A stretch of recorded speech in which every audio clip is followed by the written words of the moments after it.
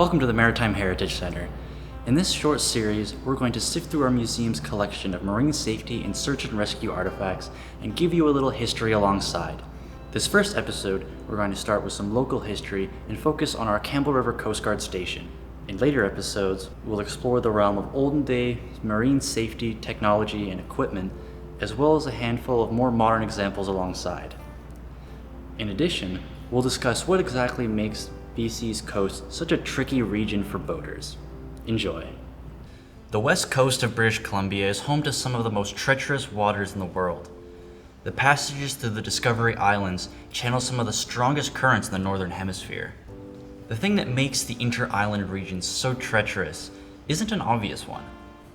Everyone knows the dangers of the open ocean, but most people aren't aware of the dangers of the inter-island regions. What makes the inter-island passages so sketchy is the variation on the levels of the sea floor caused by the surrounding islands. With constantly changing ocean geography, the currents become unpredictable and seriously harsh in some regions.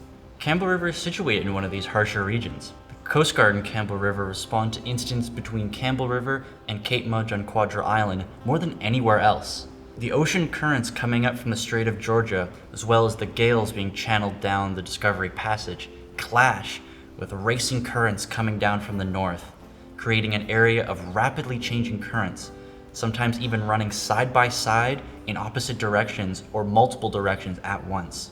Locals call this phenomenon the rip, and it's a hot spot for Coast Guard activity, especially during the summer months due to increased levels of pleasure craft and game fishing. Campbell River didn't have a permanent Coast Guard station for the longest time. It took years of petitioning and local outcry, but in 1982, Campbell River received a full-time staff rotation, as well as the Coast Guard cutter designation 125, which would later be christened the Point Race.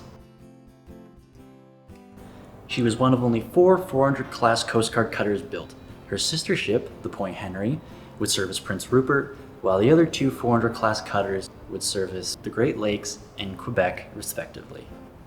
When the Point Race arrived on the scene, she essentially became the Campbell River Coast Guard's base of operations.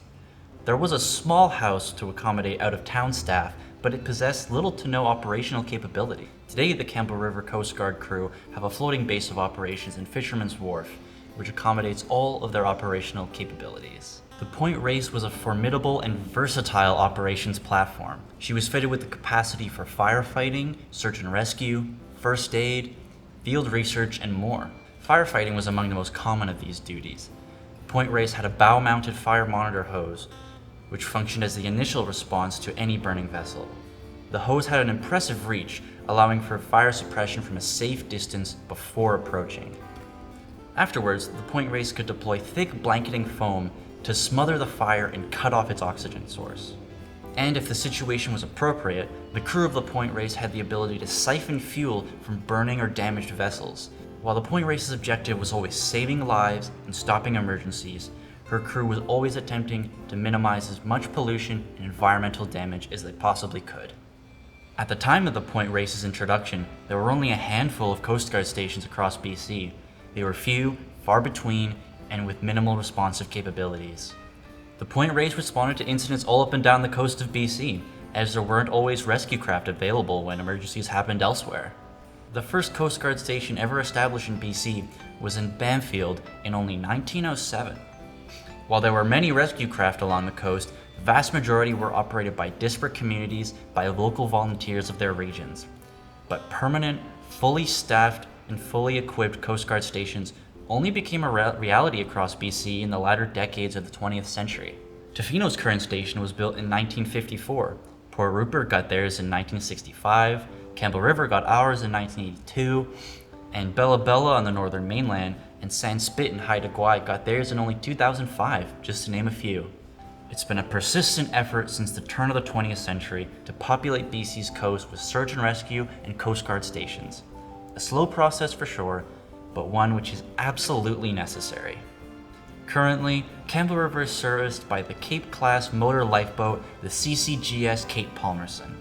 Named and dedicated in 2011, she remains top of the line today as she continues to keep our coastal community safe. I hope you enjoyed this brief foray into our local Coast Guard history. Tune in next time when we discuss the event of a cold water emergency situation and the equipment designed precisely to protect against it. Till next time.